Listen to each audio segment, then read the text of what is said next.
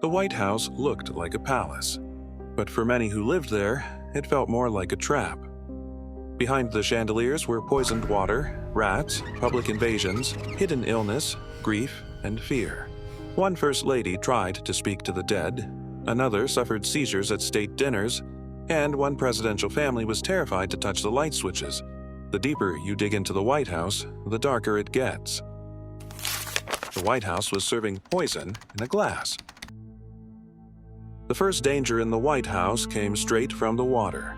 19th century Washington was swampy, filthy, and badly drained. Waste disposal was primitive, clean water was unreliable, and disease spread easily through the Capitol. That meant the president's family was drinking the same water that could carry typhoid, cholera, and dysentery. Illness haunted the mansion again and again. Fevers, stomach disease, weakness, and sudden decline were constant threats, especially for children. Abraham Lincoln's son, Willie, died in the White House in 1862 after a terrible illness, and unsanitary conditions have long been part of that tragedy. Imagine handing your child a glass of water in the most famous house in America, not knowing whether it contains comfort or death. Rats owned the building. The White House also had a far more visible problem: rats. Early Washington made vermin feel at home. Mud, damp spaces, scraps of food, and poor city planning turned the Capitol into a paradise for rodents, and the White House sat right in the middle of it. This was not a rare mouse behind a wall. The mansion battled real infestations that made elegant rooms feel half abandoned and half under siege. Imagine trying to host a dinner for diplomats while something is scratching through the walls and darting through storage rooms. The White House was supposed to project order and civilization. At times, it felt like something filthy was chewing through it from the inside. The People's House was a public invasion. Today, the White House is protected like a fortress. In the 1800s, it could feel almost absurdly open. Public receptions were meant to prove that American presidents were accessible, not royal. But those receptions could turn into chaos. Crowds pushed into the mansion, stained carpets, damaged furniture, grabbed food, and overwhelmed the household. First ladies were expected to smile through it all, while their private home turned into public property. That is what made the role so strange. The White House was both a symbol and a residence, but for the women inside it, privacy barely existed. No real escape, no security bubble, just strangers flooding your home because the nation expected access. Be honest, how long would you last if strangers could legally flood your home every week? Drop your answer in the comments, because for these women, the White House was supposed to be a home, and often felt more like public property. A First Lady's seizures were hidden at dinner. Ida McKinley, wife of President William McKinley, suffered from serious health problems, including epileptic seizures. In another setting, that would have brought privacy and care. In elite Washington, it brought concealment. At formal dinners and official events, when Ida began to have an episode, the response was not open alarm. Instead, President McKinley would casually pick up a white linen handkerchief and drape it entirely over his wife's face to hide her contortions. Guests were expected to look away, remain calm, and preserve the illusion that nothing unusual was happening. The machinery of etiquette kept moving, while the First Lady suffered under a napkin only a few feet away. That image says a lot about the old White House. Silver, candlelight, diplomacy, and a room full of powerful people pretending not to see the pain happening right in front of them. It was not just sad, it was surreal. Mary Lincoln tried to reach the dead. Benny's story captures the psychological darkness of White House life. It is Mary Todd Lincoln's. In 1862, during the Civil War, she lost her son Willie inside the White House itself. Washington was already drowning in death, and inside the president's home that national grief became painfully personal. Mary was devastated and turned toward spiritualism, the widely popular belief that the dead could still speak. That is what makes this story unforgettable. While the Union fought for survival, while generals planned campaigns and telegrams carried news from the front, the First Lady sat in darkened rooms hoping to hear from her lost child. The White House is remembered as a place of power, but sometimes it was a house full of broken people. One First Lady turned the mansion into a mausoleum. Jane Pierce entered the White House already destroyed by grief.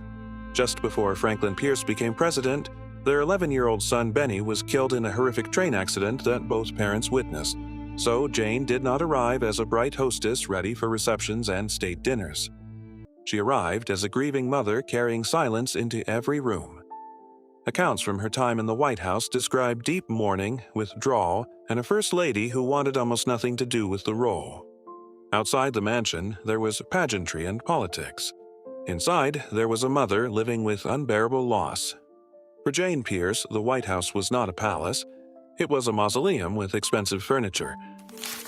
The house could freeze you.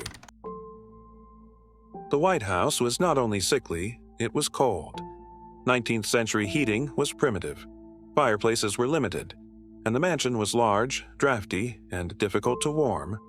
Rooms could look grand and still feel like stone chambers leaking winter through every crack. For people already weakened by illness, stress, or exhaustion, that mattered. Abigail Fillmore, wife of President Millard Fillmore, had fragile health and later died of pneumonia.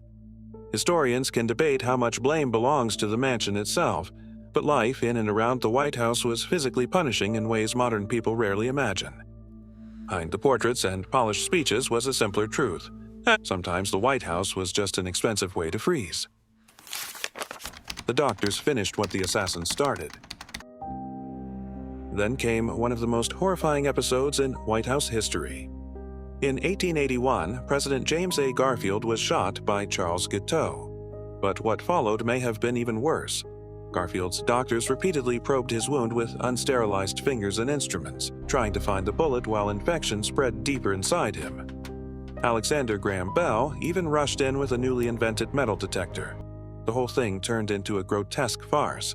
The machine kept giving false readings because Garfield was lying on a rare luxury of the era, a mattress with metal coil springs. And instead of fixing the problem, the doctors kept fumbling while the president slowly rotted from infection. The assassin pulled the trigger. But the men around the bed turned a gunshot into a death sentence. One First Lady lived like a prisoner upstairs. Not every White House tragedy was loud. Some were quiet. Letitia Tyler, wife of President John Tyler, suffered a debilitating stroke that left her partially paralyzed.